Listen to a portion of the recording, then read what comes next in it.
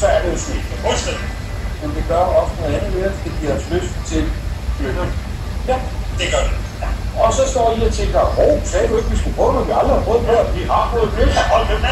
Så siger jeg, jo, I har prøvet gløb, men det er traditionelt gløb. Men har I måske nogensinde prøvet til at tongløb, lavet på kirsebær fra Bjerg?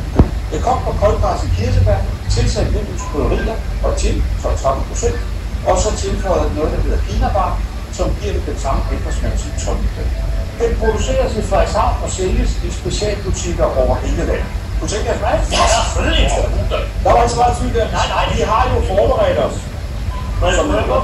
Hvad var duften? Jeg er egentlig ikke tænkt op. Så jeg har sådan set fuldstændig en lang bevidsthed af det her. Så jeg går ind i det med helt åbent. Til. Jeg er jo stadig for gin, så du skal ikke ligesom, om jeg er glad for alt alkohol.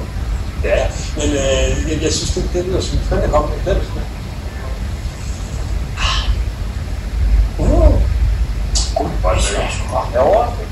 Hvis nogen sagde til mig, ved du hvad, det er en ganske almindelig gløb, så vil jeg da ikke prøve på det. Jeg synes, det smager meget gløggang, så jeg kan ikke. Spørgsmålet er, hvad jeg tror, sådan en flaske her, det koster. Der er 700 ml, ikke? 700 ml? Ja, og det er jo til specialforretning over hele landet. Og jeg har taget tavlerne med til jer.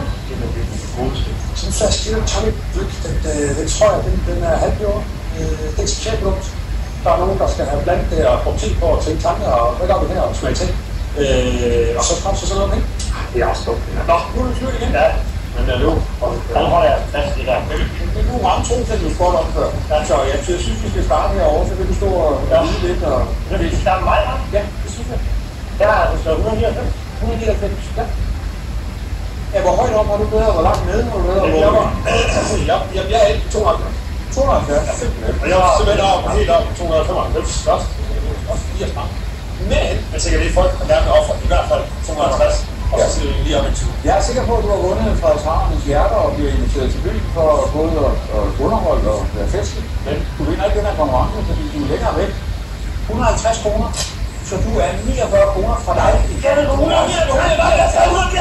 Det er sådan nu, at David er i færd med at svinge slømmen på en god nat. Vi ved jo godt, at det her er jo lidt ligesom en eventyr. Det er mørkt og lidt og stormfuld aften.